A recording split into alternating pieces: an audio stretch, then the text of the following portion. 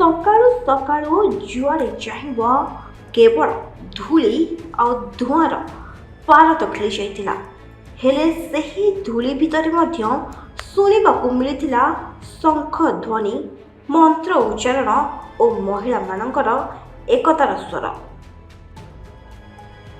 ଆଜି ଥିଲା ପବିତ୍ର ସୁଦଶା ବ୍ରତର ଦିନ।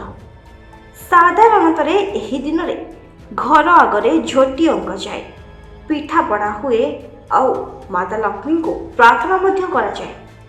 କିନ୍ତୁ ଏଥରର ଦୃଶ୍ୟ କିଛି ଅଲଗା ଥିଲା। ଗାଁର ମହିଳାମାନେ ଘର ସାମ୍ନାରେ ନୁହେଁ, ବସିଥିଲେ MCLର ଖୋଲା କୋଇଲା ଖଣି ସମ୍ମୁଖରେ। ଧୂଆଁ ଓ ଧୂଳି ମଧ୍ୟରେ ମାଟି ଉପରେ ଚଟାଣ ବିଛାଇ ସେମାନେ ସୁଭଦ୍ରା ବ୍ରତ ପାଳନ କରୁଥିଲେ। ସେମାନଙ୍କ ମଧ୍ୟରୁ କିଏ କହୁଥିଲେ, ମା ଆମର ଦୁଃଖ ଦେଖୁଛନ୍ତି, ଆମେ ଏଠି ନ୍ୟାୟ ପାଇଁ ବସିଛୁ, କାହାକୁ ଭିକ ମାଗିବା ପାଇଁ ବସିନୁ, ଆମକୁ ନ୍ୟାୟ ଦିଆଯାଉ। ଆପଣମାନେ ଜାଣି ରଖିବା ଦରକାର, ଏହି ଅଞ୍ଚଳର ପ୍ରାୟ 80% ଜମି ଖଣି ପାଇଁ ଅଧିଗ୍ରହଣ କରାଯାଇଛି। ଗାଁର ଅନେକ ପରିବାର ନିଜର ଚାଷ ଜମି, ଘରବାଡ଼ି ଛାଡ଼ି ଦେଇଛନ୍ତି ଏହି ଆଶାରେ କି ପୁଅମାନେ ଚାକିରି ପାଇବେ, ଘର ଚଳିବ, ଭବିଷ୍ୟତ ସୁରକ୍ଷିତ ହେବ। କିନ୍ତୁ ଏଠି କଥା ଅଲଗା ପ୍ରକାର। ମାତ୍ର 18ଟି ପରିବାରକୁ ନିଯୁକ୍ତି ମିଳିଥିବା ବେଳେ ବାକି 88ଟି ପରିବାରକୁ ପଛରେ ପକାଇ ଦେଇଛନ୍ତି ଏହି ସଂସ୍ଥା।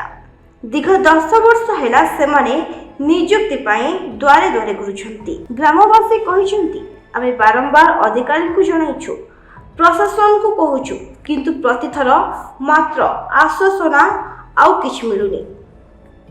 ଏହି ଅଭିଯୋଗ ନେଇ ସେମାନେ ଡିସେମ୍ବର ମାସ 17 ତାରିଖରୁ ଧାରଣାରେ ବସିଛନ୍ତି। ଆଜିକୁ ସେହି ଧାରଣା 71 ଦିନ ଅତିକ୍ରମ କରିଛି। ଖଣି ସମ୍ମୁଖରେ ଲାଗିଥିବା ତମ୍ବୁରେ ଏହି ଗାଁର ଦ୍ୱିତୀୟ ଅଙ୍ଗନ ହୋଇଯାଇଛି। ପୁରୁଷ, ମହିଳା, ବୃଦ୍ଧ ସମସ୍ତେ ପାଳି କରି ଏହି ଧାରଣାରେ ବସୁଛନ୍ତି। ଦିନରେ ସୂର୍ଯ୍ୟର ତାପ, ରାତିରେ ଶୀତ, ତଥାପି ତାଙ୍କର ସମସ୍ୟା କାହାର ଆଖିକୁ ଦେଖାଯାଉନାହିଁ। ସମସ୍ୟାର ସଠିକ ସମାଧାନ ନହେଲେ ଧାରଣା ଚାଲିବ ବୋଲି ସେମାନେ ସ୍ପଷ୍ଟ କରିଦେଇଛନ୍ତି। ଏହି ଦୀର୍ଘ ଧାରଣା ମଧ୍ୟରେ 2 ଜଣ ଅସୁସ୍ଥ ମଧ୍ୟ ହୋଇପଡ଼ିଛନ୍ତି। ତେବେ ଜଣଙ୍କୁ ଅନୁଗୁଳ ଜିଲ୍ଲା ମୁଖ୍ୟ ଚିକିତ୍ସାଳୟରେ ଚିକିତ୍ସା ହେଉଥିବା ସୂଚନା ମିଳିଛି ଏବଂ ଅନ୍ୟ ଜଣେ ଭୁବନେଶ୍ୱରର ଏକ ଘରୋଇ ହସ୍ପିଟାଲରେ ଚିକିତ୍ସିତ ହେଉଛନ୍ତି। ଗାଁରେ ଏହା ନେଇ ଚିନ୍ତା ବଢ଼ିଛି। ସୁଦଶା ବ୍ରତର ଏହି ଦୃଶ୍ୟ ଏକ ପ୍ରତୀକ ହୋଇଯାଇଛି।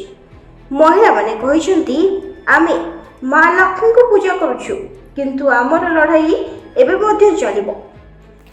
ଗ୍ରାମବାସୀଙ୍କ ଅଭିଯୋଗ ଯେ କମ୍ପାନୀ ତାଙ୍କୁ ବିଭିନ୍ନ ପ୍ରକାର ନୀତି ଓ ନିୟମ ଦେଖାଇ ତାଙ୍କ ପରିବାରକୁ ହତାଦର କରୁଛି।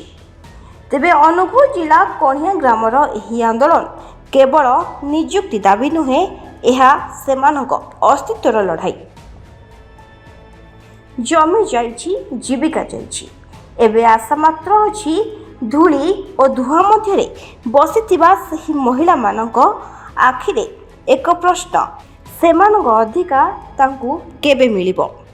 ଦେଖିବାକୁ ବାକି ରହିଲା MCL ଓ ପ୍ରଶାସନ କେବେ ଏହାର ସମାଧାନର ପଥ ଖୋଜିବେ ଏବଂ କେବେ କଣିହାଁ ଗ୍ରାମର ଧାରଣାର ତମ୍ବୁ ହଟି ସେମାନେ ଶାନ୍ତିରେ ଘରକୁ ଫେରିବେ। ଆମେ ଆଜି ବୋଲି ବସିବୁ, ଆଜି 71 ଦିନ ହେଲା ଏଠି ବସିଛୁ। ଆମ ଜମିବାଡ଼ି MCL ନେଲା, କୌଣସି ବ୍ୟବସ୍ଥା କଲାନି, ଆମ ଛୁଆ ପିଲାମାନଙ୍କର କିଛି ଗୋଟେ ଇଏ କଲାନି, ଚାକିରି ବାକିରି ନିଯୁକ୍ତି ପାଇଁ ଆମେ ଆଜି ବସି ରହିଛୁ। ଯେହେତୁ ଆମେ ଗୋଟେ ଓଡ଼ିଆ ଘରର ପରମ୍ପରା ମାନି ଆସିଛୁ, ଆମେ ଘରେ ଓଷାବ୍ରତ କରିବା କଥା, ଆଜି ବିଚ୍ ରାସ୍ତାରେ ବସିକି ଓଷାବ୍ରତ କରୁ, ଖାସ୍ ଏଇ MCL ପାଇଁ। ସରକାର କ'ଣ କହିବେ ଏ ବିଷୟରେ? କ'ଣଟା କହିବୁ, କ'ଣ ସରକାର ଆମ କଥା କେହି ଶୁଣୁନାହାନ୍ତି। ଏବେ କ'ଣ ଦାବି ରଖିବେ? ଏବେ ଆମ ନିଯୁକ୍ତି ପାଇଁ ଆମେ ଜାଗି ରଖିଛୁ।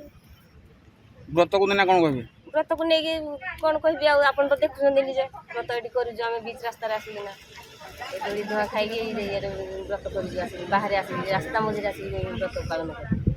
ଯେଉଁ ବାବୁମାନେ ଯିବା ଆସିବା କରୁଛନ୍ତି MCL ବାବୁମାନେ କି ସରକାରୀ ବାବୁମାନେ କେହି ଦେଖୁନାହାନ୍ତି, ଏଠି ଆସୁନାହାନ୍ତି, କେହି ଆସୁନାହାନ୍ତି। କେହି ଆସୁନାହାନ୍ତି। ନମସ୍କାର, ମୁଁ କଣିଆ ବାସିନ୍ଦା। ଆଉ 71 ଦିନ ହେଲା ଆମେ ଏଠି ଧୂଳି ଧୂଆଁରେ ବସିଛୁ। ତାପରେ ଏତେ ଗାଡ଼ି ମଟର ଏଠି ସବୁ ଚାଲୁଛି, ଏସିରେ ସବୁ ବାବୁମାନେ ଚାଲୁଛନ୍ତି। ଆମେ ଏଠି ଧୂଳି ଧୂଆଁରେ ସବୁବେଳେ ଗୋଳେଇ ହେଇକିରି ଏଠି ବସି ରହିଛୁ। ତାପରେ ଆମର ପରମ୍ପରା ହେଲେ ଆମେ କ'ଣ ଘରେ କରିଥାନ୍ତୁ କି? ହେଲେ ଆମେ ତ ଏଠି 71 ଦିନ ହେଲା ରହିଲୁଣି। ଆଉ ତାପରେ ଏଠି ପରମ୍ପରା ଆମର ଯାହା କରୁଛୁ, ଆଉ ଲକ୍ଷ୍ମୀଙ୍କ ବ୍ରତଟି ଏଠି କରୁଛୁ। ଆଉ କେତେ ଲୋକ ଯାହା ଆସେ କରୁଛନ୍ତି, ସେ କ'ଣ ଦେଖୁନାହାନ୍ତି ଆମକେ? ଆମେ କେତେ ଖରାରେ ରହିକିରି ଆମେ ଦିନ କଟଉଛୁ ଏଠି। କାହିଁକି ବସୁଛନ୍ତି ଆପଣ ଏଠି? MCL ଆମ ଜାଗା ବାଡ଼ି ନେଇଗଲେ। ଆମର ଆମେ କ'ଣ ତାକୁ ଭିକ ମାଗୁନୁ? ତ ଆମ ଜାଗା ବାଡ଼ି ସେ ନେଲେ, ସେ ଆମର ପରମ୍ପରା ଯାହା ଦେବା କଥା ହେଲେ ଦେଉନାହାନ୍ତି। ହେଲେ ଆମକୁ ଏଡ଼େ ବସେଇଛନ୍ତି। ଆମେ ପୁରା 71 ଦିନ ହେଲାଣି ଏଠି ଖରା ବର୍ଷା ଝାଞ୍ଜି ତାତିରେ ଏଠି ଆମେ ବସି ରହିଛୁ।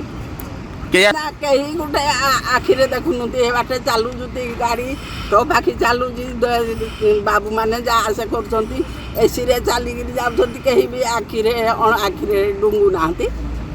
ସେ କ'ଣ ଜାଣି, ସେ ତାଙ୍କର କ'ଣ, ସେ କେହି ପରା ଆଖିରେ ଅନଉନାହାନ୍ତି, ଆଖିରେ ତାଙ୍କର।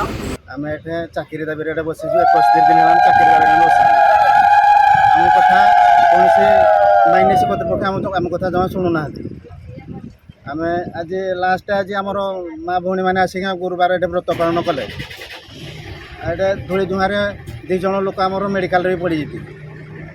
ଏପର୍ଯ୍ୟନ୍ତ କୌଣସି ଆମର MCL କର୍ତ୍ତୃପକ୍ଷ ଜମା ଆମର ପାଖକୁ ଆସୁନାହାନ୍ତି କି କିଛି ବି ଆମକୁ କହୁନାହାନ୍ତି। କଣିହାରୁ ମାଗୁଣୀ ଚନ୍ଦ୍ର ନାୟକଙ୍କ ରିପୋର୍ଟ, A1 ଓଡ଼ିଆ।